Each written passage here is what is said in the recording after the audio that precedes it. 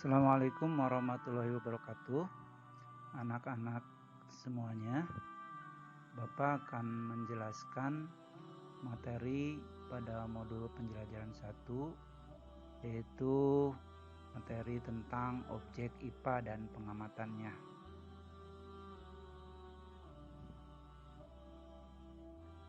Tujuan kegiatan pembelajaran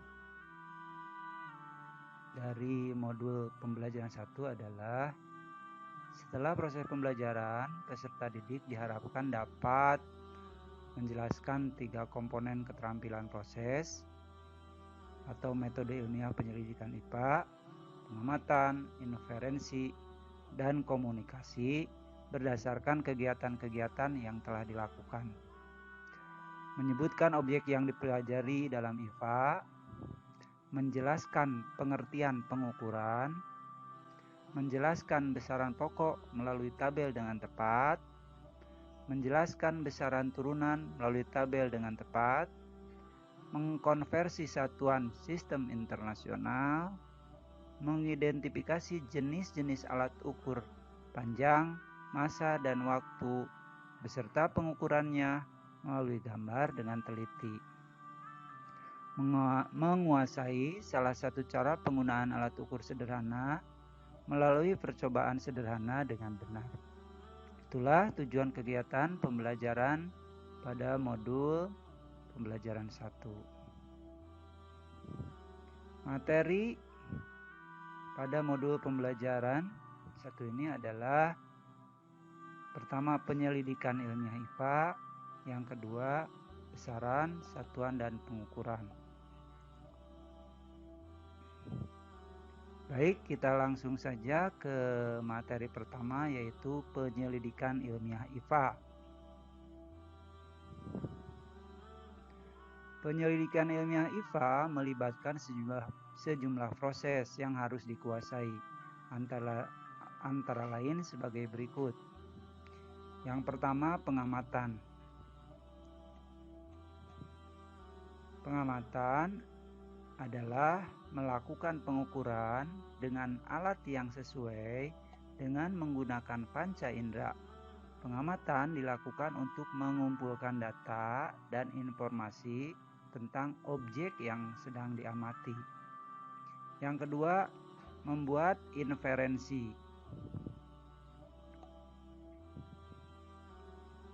Membuat inferensi adalah membuat deskripsi atau penjelasan berdasarkan hasil pengamatan. Penjelasan ini digunakan untuk menemukan pola atau hubungan antar aspek yang diamati dan membuat perkiraan. Yang ketiga, mengomunikasikan.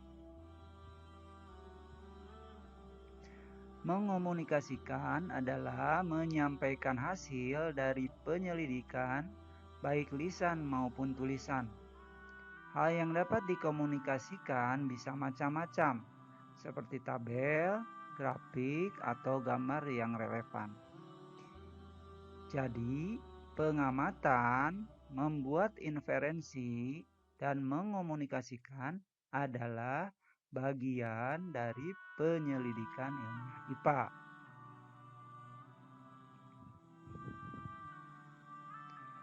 Selanjutnya, objek IPA. Kita ketahui sebelumnya, untuk mengamati dalam IPA tentu harus ada objek yang diamati. Objek yang diamati dalam IPA adalah seluruh benda di alam dengan segala interaksinya untuk dipelajari pola-pola keteraturannya. Jadi sekali lagi, objek IPA itu seluruh benda di alam, ya, beserta segala interaksi, segala keterhubungannya, ya, untuk dipelajari pola-pola keteraturannya. Contohnya apa? Misalnya yang sangat besar yaitu galaksi. Galaksi yang di dalamnya ada matahari, planet, bintang-bintang, kemudian meteor, dan lain sebagainya. Atau yang sangat kecil, misalnya virus, ya, virus, misalnya virus corona, ya, COVID-19.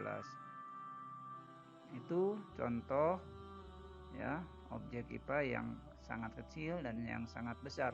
Tentunya banyak sekali contoh objek IPA yang lainnya. Selanjutnya kita ke materi besaran, satuan, dan pengukuran. Sebelum masuk ke materi, ini ada tabel yang harus diisi, yaitu benda yang diamati, besaran yang dapat diukur, besaran yang tidak dapat diukur. Kita coba akan mengamati ini pohon jeruk, ya, pohon jeruk. Kita amati misalnya bendanya adalah buah jeruknya, ya, buah jeruknya.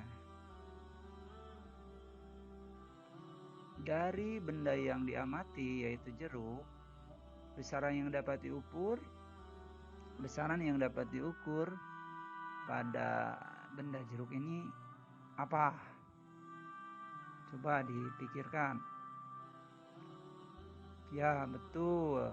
Misalnya beratnya, berat atau massa, ya. Berat atau massa. Ada yang lainnya? Ya, tentunya ada. Sekarang kolom berikutnya besaran yang tidak dapat diukur. Kira-kira apa ya besaran yang tidak dapat diukur? Ya, contohnya adalah rasanya. Rasa jeruk ini sulit, ya, sulit untuk diukurnya. Alat ukurnya apa? Ya, kalau tadi berat atau massa kan ada alat ukurnya. Yang jadi pertanyaan adalah apa yang disebut besaran, ya? Apa yang disebut besaran, ya? Ini misalnya besaran yang dapat diukur itu berat atau massa. Kemudian rasa, besaran yang tidak dapat diukur. Apakah rasa itu termasuk besaran? Kita lihat selanjutnya. Apa itu besaran? Besaran adalah segala sesuatu yang dapat diukur. Artinya, apapun itu yang dapat diukur itu dinamakan besaran. Ciri-ciri besaran fisika itu apa?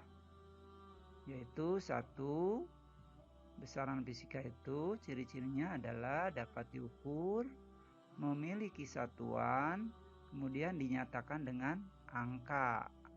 Artinya segala sesuatu yang dapat diukur itu dikatakan besaran apabila dapat diukur, memiliki satuan, dan dapat dinyatakan dengan angka. Itulah besaran. Selanjutnya, besaran-besaran dalam IPA itu ada yang dinamakan besaran pokok, besaran turunan, besaran vektor, dan besaran skalar. Besaran skalar dan besaran vektor adalah besaran yang didasari atau digolongkan berdasarkan ciri besaran itu mempunyai nilai dan arah. Sedangkan besaran pokok dan besaran turunan penggolongannya didasari oleh satuan, ya, didasarkan oleh satuan. Jadi sekali lagi, besaran dalam IPA yang digolongkan berdasarkan satuan itu ada dua, yaitu besaran pokok dan besaran turunan.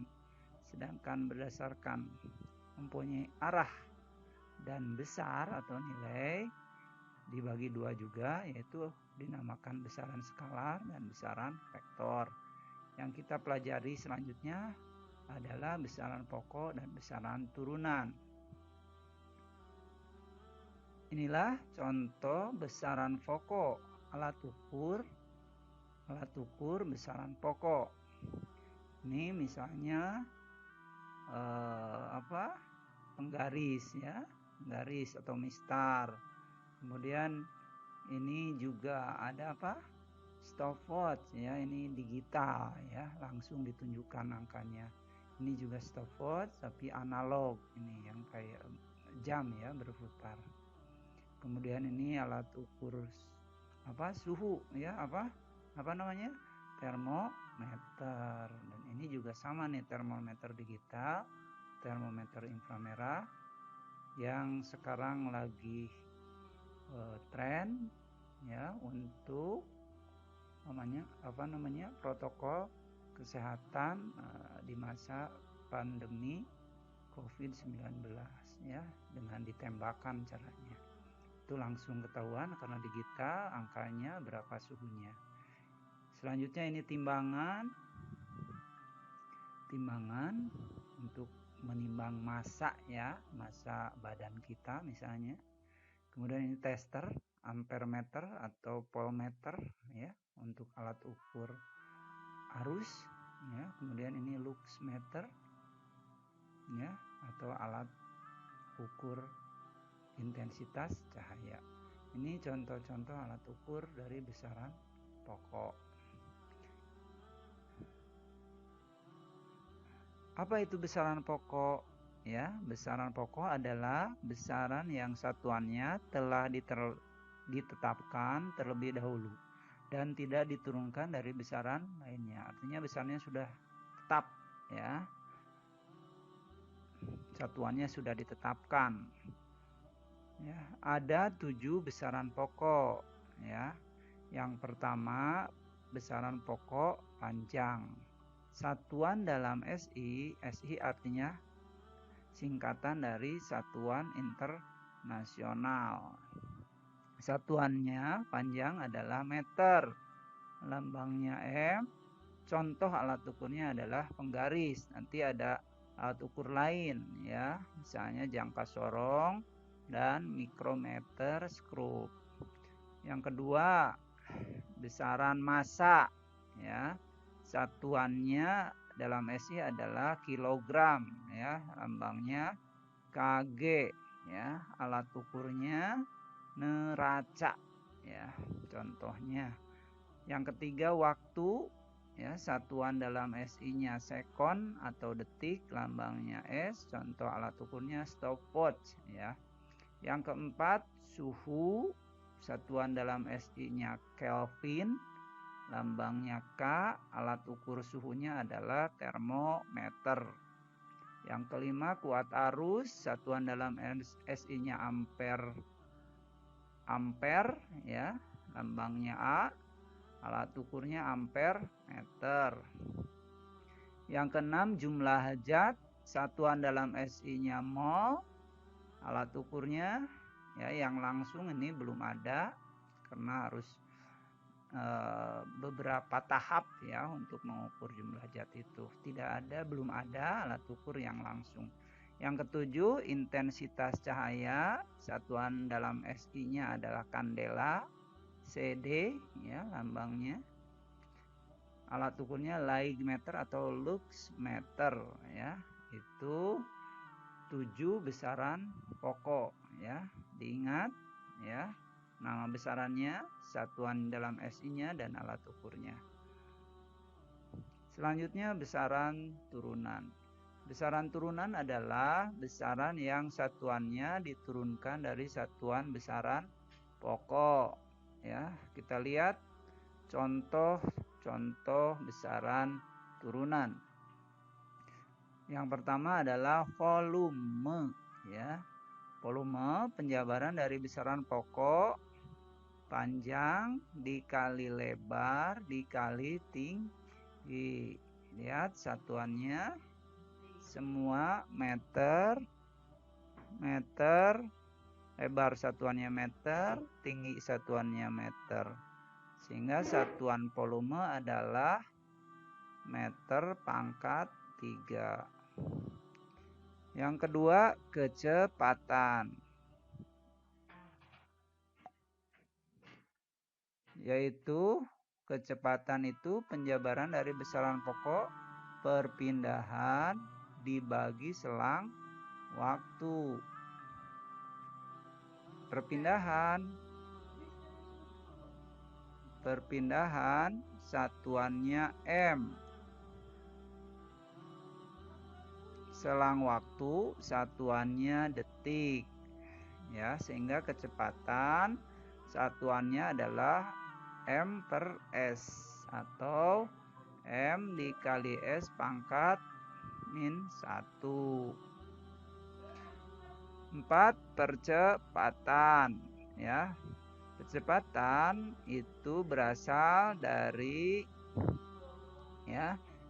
kecepatan dibagi selang waktu. Ya, kecepatan satuannya tadi M dikali S pangkat min 1, selang waktu satuannya S, sehingga satuan dari percepatan adalah meter dikali S pangkat min 2. 5. Gaya. Gaya itu penjabarannya adalah massa dikali percepatan. Massa satuannya kilogram, percepatan satuannya meter dikali second pangkat min 2. Sehingga satuan gaya adalah kilogram dikali meter dikali S pangkat min 2. Ya, sekali lagi gaya satuannya adalah kilogram dikali meter dikali second pangkat min 2 atau dinamakan satuan Newton. Ya, ini Newton ini berarti satuan dalam SI, ya, dari gaya. Selanjutnya energi potensial. Energi potensial penjabarannya adalah massa dikali percepatan gravitasi bumi dikali ketinggian. Massa satuannya kilogram, percepatan gravitasi bumi meter dikali S pangkat min 2 dikali ketinggian satuannya M. Sehingga satuan dari energi potensial adalah kilogram dikali meter pangkat 2 dikali S pangkat min 2 atau joule. Ya, sekali lagi energi potensial adalah satuannya kilogram kali meter pangkat 2 kali S pangkat min 2 atau joule. Itulah contoh-contoh besaran turunan. Selanjutnya satuan MKS dan CGS. Apa itu satuan MKS dan CGS? Sistem MKS atau sistem satuan MKS adalah satuan, ya, menggunakan meter untuk panjang, kilogram untuk massa, dan detik atau second untuk waktu. Sedangkan sistem satuan CGS menggunakan satuan sentimeter untuk panjang, gram untuk massa, dan detik untuk waktu. Itulah perbedaan sistem MKS dan CGS. Kita lihat contohnya. Besaran pokok panjang 1 meter MKS berarti itu dalam CGS-nya adalah 100 cm atau 1 cm itu sama dengan 10 pangkat min 2 meter.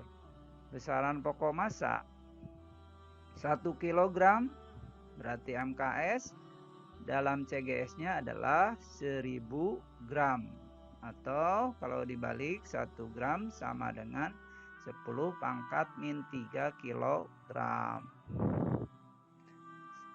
Besaran pokok waktu, ya, ini baik itu CGS maupun MKS, ya, itu menggunakan detik. Tapi kalau dikonversi, ya, Misalnya 1 jam sama dengan 3.600 detik ya. Sebaliknya berarti 1 detik sama dengan 1/3.600 jam. Kalau kita lihat besaran turunan gaya ya. Konversinya seperti yang sebelumnya dijelaskan ya, SI atau MKS-nya adalah Newton ya, satuannya 1 Newton sama dengan 100.000 dine ya, dyne ya. Atau 1 dine sama dengan 10⁻⁵ N atau Newton. Jadi sekali lagi, besaran turunan dalam MKS satuannya Newton, dalam CGS satuannya dine ya, 1 Newton sama dengan 100.000 dine. Pengukuran ya.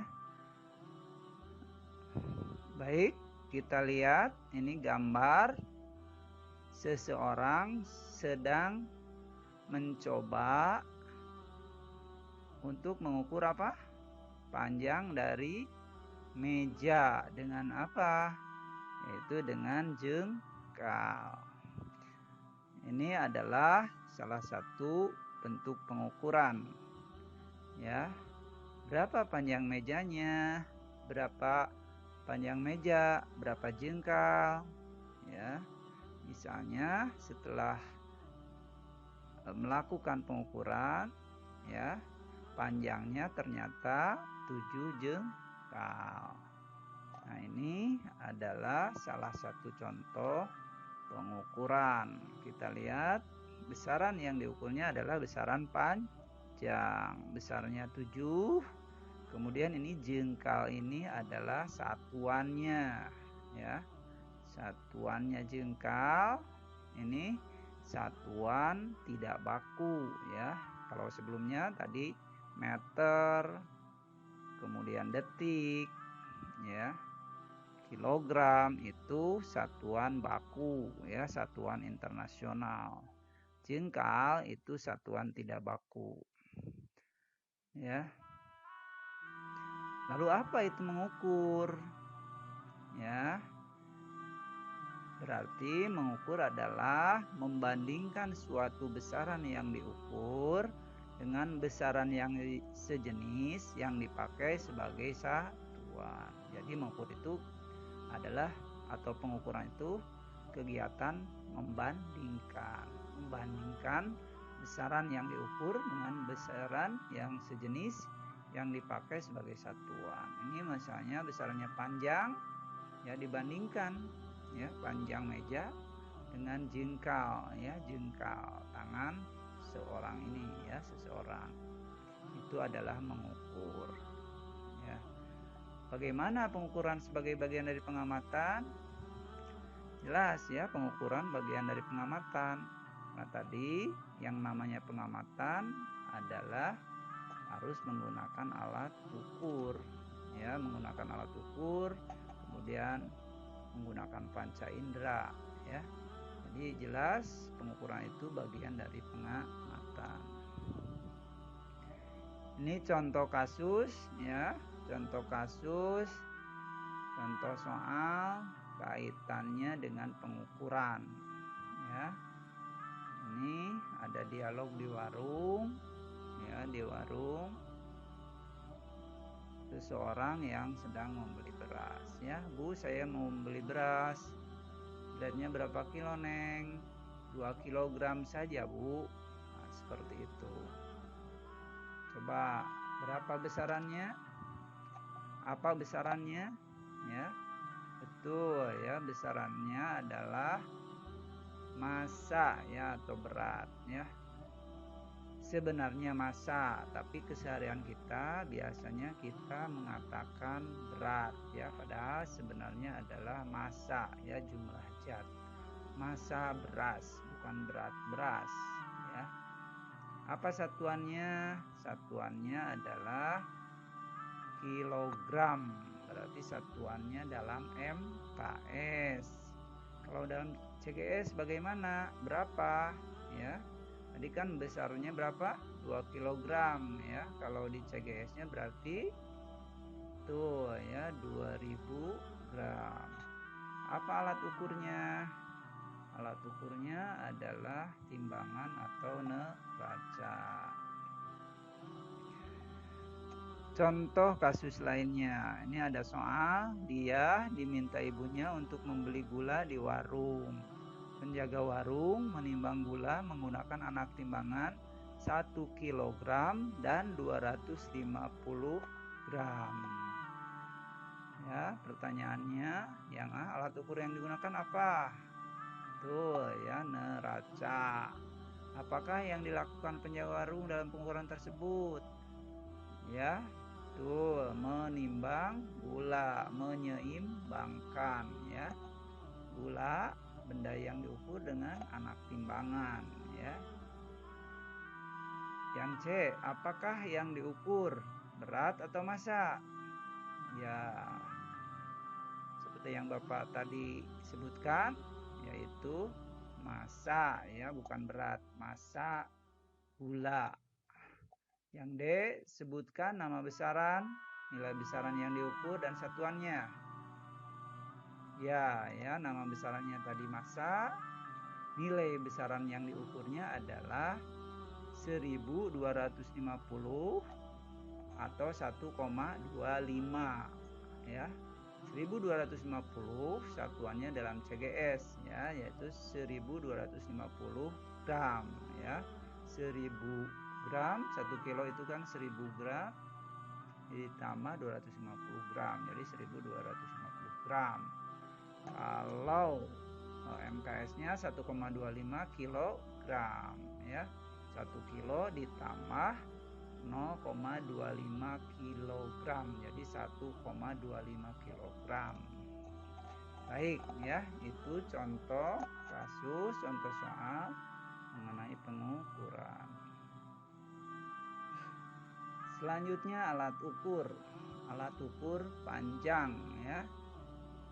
Kita lihat alat ukur itu contohnya penggaris ya, ketelitiannya dari penggaris itu adalah 0,1 cm atau 1 mm.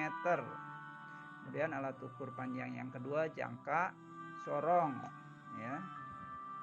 Jangka sorong itu ketelitiannya 0,01 cm atau 0,1 mm.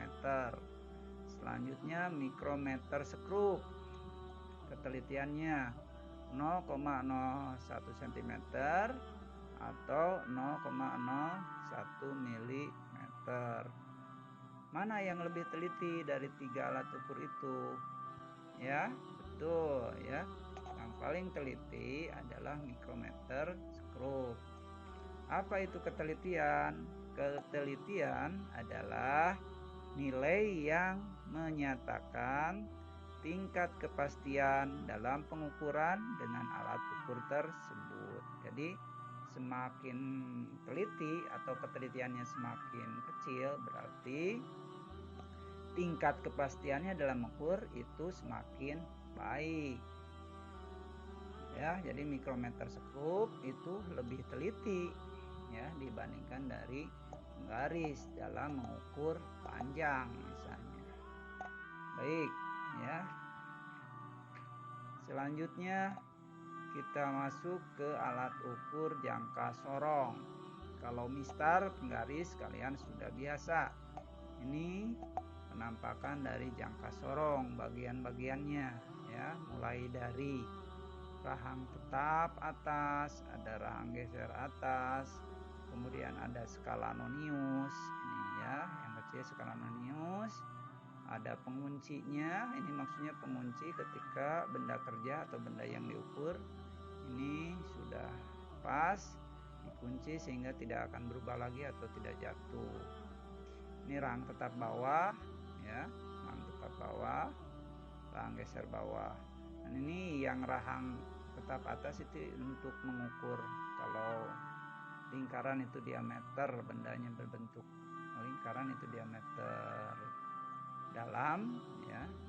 Kalau yang bawah ini ya rahang bawah. Ini untuk diameter luar, ukur diameter luar. Dan ini nih tangkai pengukur ya, tangkai pengukur kedalaman. Ini untuk mengukur kedalaman ya dari suatu objek atau benda ya. Kemudian ini alat bantu geser. Nah, ini skala noniusnya yang kecil. Nah, ini 0,05 mm, ketinggiannya 0,01 setengahnya. Ini skala utama ya, skala utama ya, ada sentimeter. Ini yang atas inci, yang bawah skala sentimeter, skala utamanya.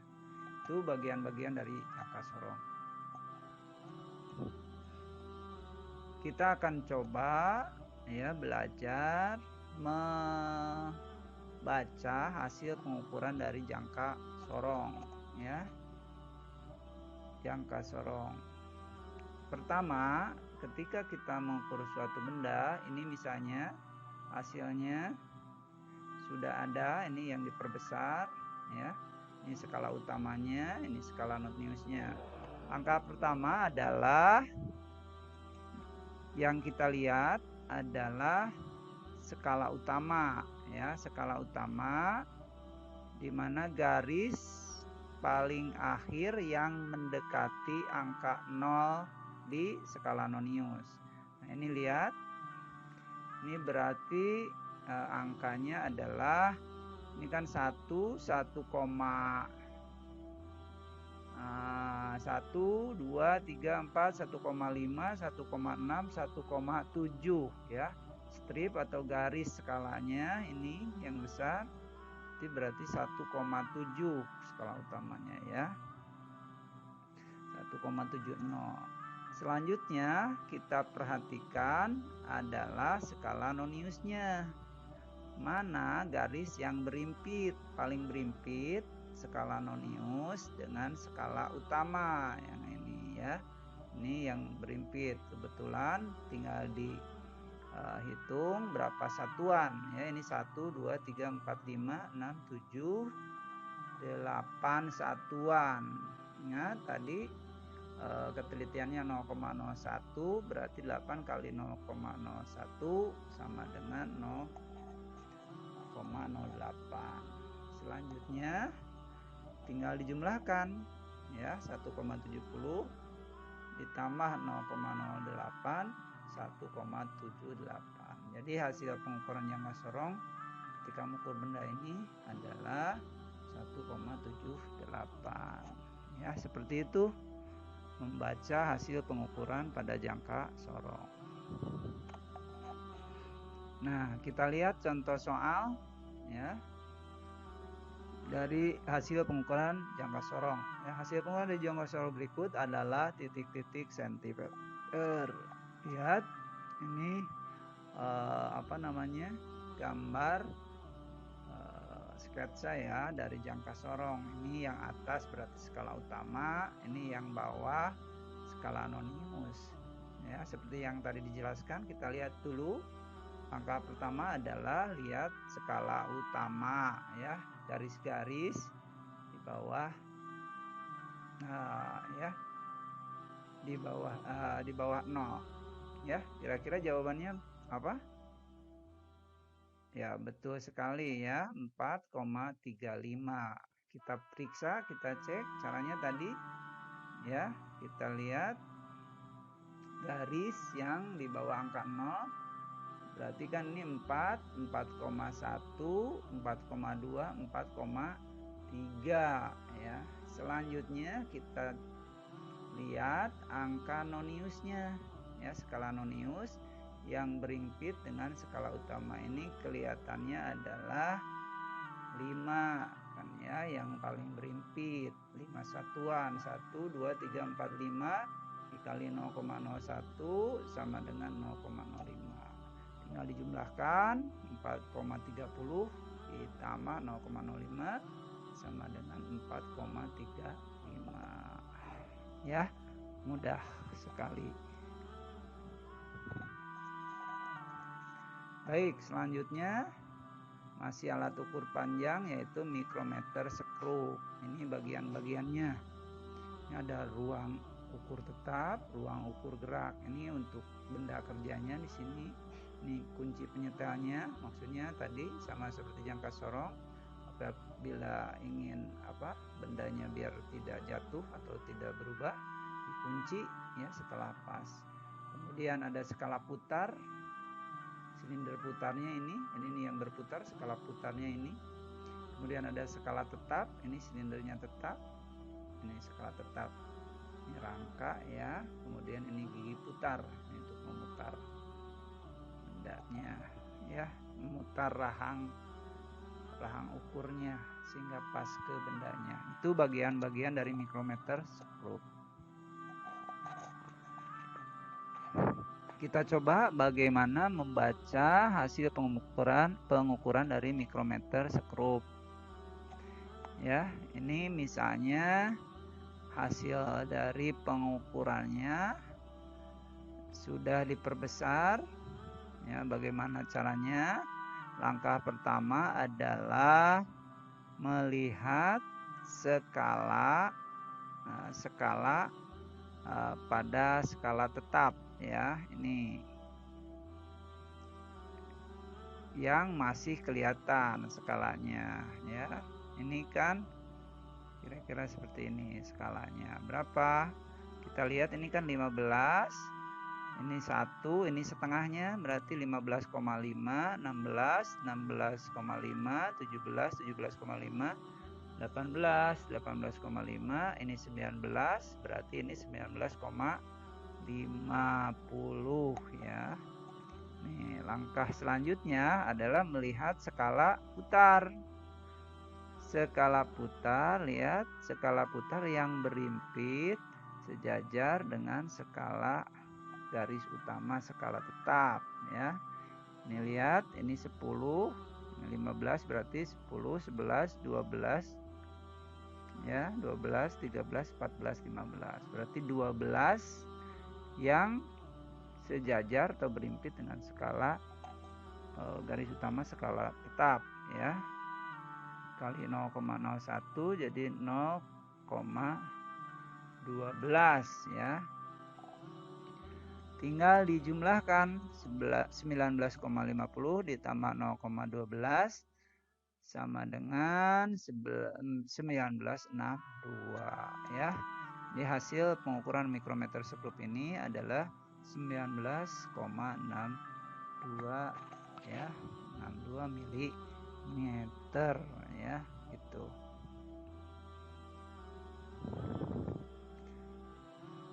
Kita lihat contoh soal ya,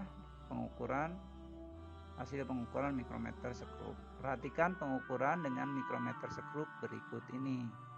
Nah, gambarnya ya seperti itu ya, hasil pengukurannya ini rahang tetap dan skala tetap dan skala putarnya, angkanya berapa hasil pengukurannya atau hasil pengukurannya menunjukkan berapa kira-kira ya. Betul ya, 4,88 mm. Kita cek dari mana 4,88 mm ya. Langkahnya seperti yang tadi Bapak jelaskan. Kita lihat ya, skala yang masih kelihatan, skala tetap yang masih kelihatan ya, masih kelihatan ya. Ini berarti ini kan 0, 1, 1,5, 1,5, 2, 2,5, 3, 3,5, 4. Ini masih kelihatan garisnya atau skalanya, berarti 4,5 ya, 4,50. Selanjutnya, langkah selanjutnya melihat ya garis atau skala yang sejajar atau berimpit ya dengan garis utama skala tetap. Ini berarti 35 ya, 36, 37, 38, 9, 40 berarti 38 yang skala yang putar yang berimpit dengan garis utama skala tetap ya. Dikali 0,01 berarti 0,38 ya. Tinggal dijumlahkan 4,50 tambah 0,38 sama dengan 4,88 mm. Mudah bukan?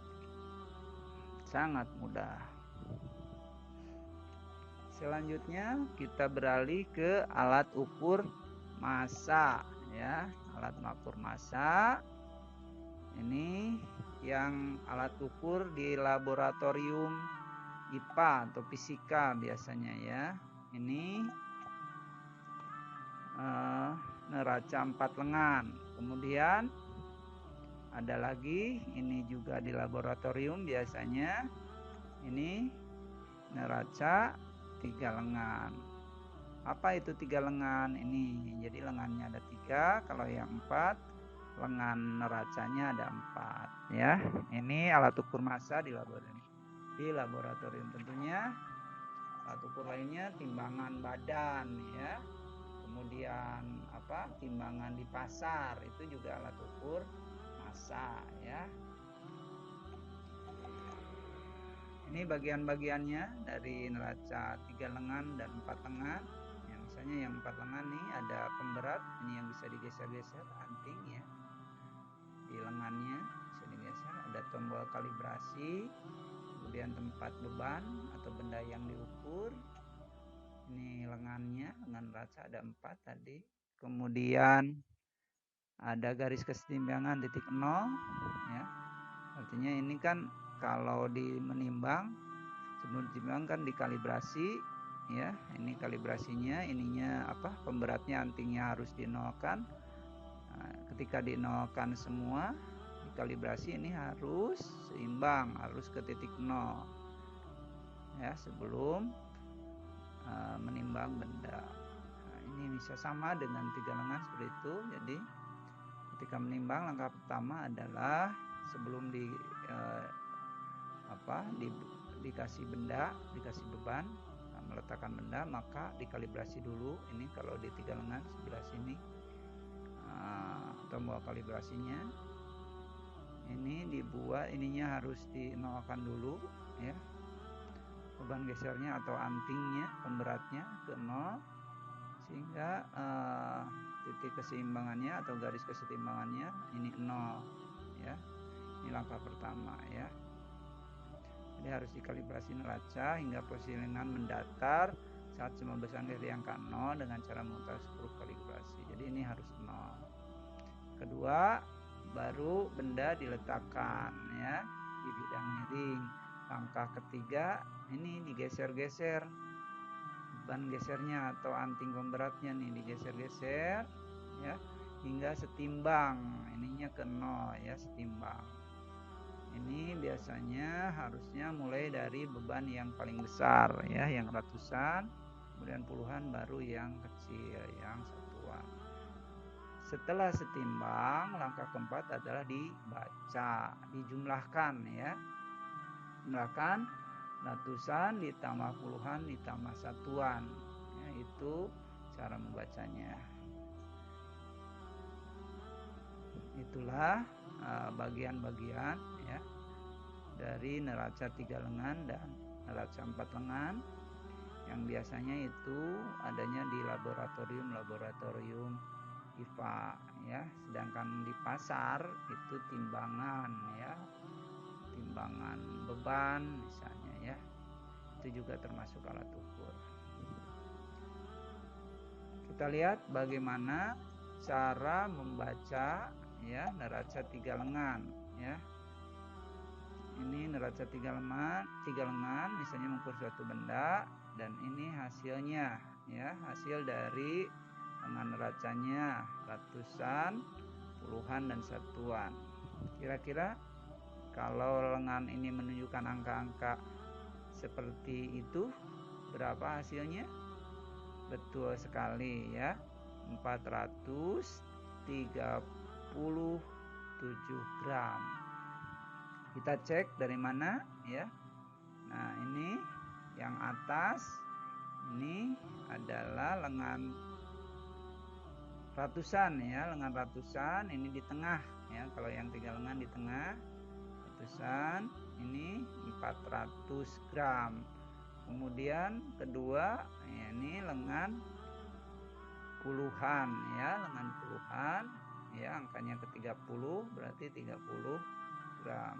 Selanjutnya Yang terakhir lengan satuan ya, ini menunjukkan angka 7, lengan satuannya berarti 7 gram.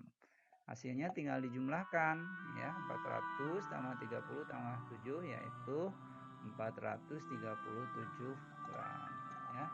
Itu cara pembacaan hasil pengukuran neraca 3 lengan. Contoh soal ya, membaca neraca 3 lengan model lain ya, model lain. Ini seperti itu hasilnya. Ada 100, ada 20, ada 5. Ya, berapa hasil pengukurannya? Benar ya, 125 gram. Ya, dari mana? Kita lihat. Nah, itu lengan pertama yang ratusan ya. Itu 100 gram. Lengan kedua, lengan puluhan 20 gram. Lengan ketiga ya, lengan satuan 5 gram. Tinggal dijumlahkan 100 tambah 20 tambah 5, 125 gram ya. Itu contoh membaca hasil pengukuran dari neraca 3 lengan. Selanjutnya alat ukur waktu. Alat ukur waktu contohnya jam ya, jam tangan, jam dinding ya. Kemudian yang kedua stopwatch ya, ada yang ini yang digital. Kalau yang digital mudah ya, stop, start ya, ini tombolnya. Ketika di start ini langsung hidup ya, on, bergerak. Nah, ketika di stop langsung menunjukkan angka berapa detik ya, berapa menit ya, menit, detik ya, sehingga bisa langsung ya kelihatan hasil pengukurannya, langsung bisa baca itu digital. Tapi yang analog ini ada 2 pembacaan ya, ada jarum panjang dan jarum pendek. Nanti kita lihat. Ya, bagaimana cara membaca jarum jam ya? 1, angka jam ya, angka yang menunjukkan jam yang berlaku adalah angka yang ditunjuk oleh jarum pendek ya, atau angka yang baru dilewati oleh jarum pendek. Yang kedua, angka yang menunjukkan menit adalah jumlah garis skala yang telah dilewati oleh jarum panjang dihitung dari 0 atau pada posisi angka 12. Nah, ini kita lihat. Ini kira-kira menunjukkan jam berapa? Betul sekali ya. Jam 11 lebih atau lewat 12 menit ya. Nah, ya, jarum lihat jarum pendeknya itu telah melewati angka 11. Ya, kemudian jarum panjangnya menunjukkan angka 12 ya, angka menit ini yang panjang menit kan menunjukkan angka 12. Sehingga jamnya jam 11 lewat 12 menit. Contoh kedua, ini jam berapa nih? Betul ya, jam 5 lebih 52 ya menit. Ya, jarum pendeknya ini sudah melewati angka 5 tapi belum ke 6 ya. Angka 5. Jarum panjangnya ini penunjuk menit itu menunjuk angka 52 ya, dari 12 ini 52, sehingga jamnya adalah jam 5 lewat 52. Itu cara membaca jarum jam. Nah, bagaimana cara membaca stopwatch analog ya? Langkah pertama dilihat adalah yang lingkaran di dalam ya, ini atau jarum pendek ya, jarum pendek. Jarum pendek ini menunjukkan menit. Jarum pendek menunjukkan menit, misalnya ini ya, jarum pendeknya menit itu menunjukkan ini kira-kira kan ini 2 menit, ini 10 ya. Jadi skalanya 2 menit. Kemudian langkah kedua melihat jarum panjang yang menunjukkan detik, menunjukkan ke berapa ya. Ini tombol start stopnya di sini. Ketika di stop ini menunjukkan ini misalnya tadi ya. Ini sudah di stop. Nah, ini yang jarum panjangnya menunjukkan detik. Ini kan 10 ya 5, 6, 7, 8, 9 ya.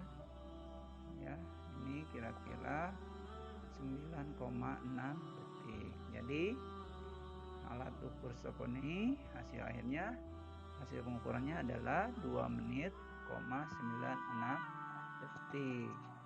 Ya, itu cara membaca hasil pengukuran stopwatch analog ya.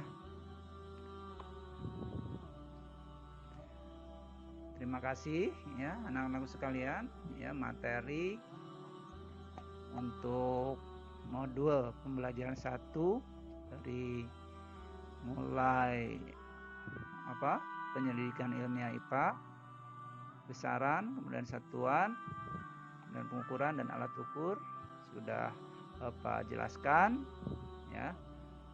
Mudah-mudahan apa yang Bapak jelaskan bisa dipahami dengan baik sehingga kalian bisa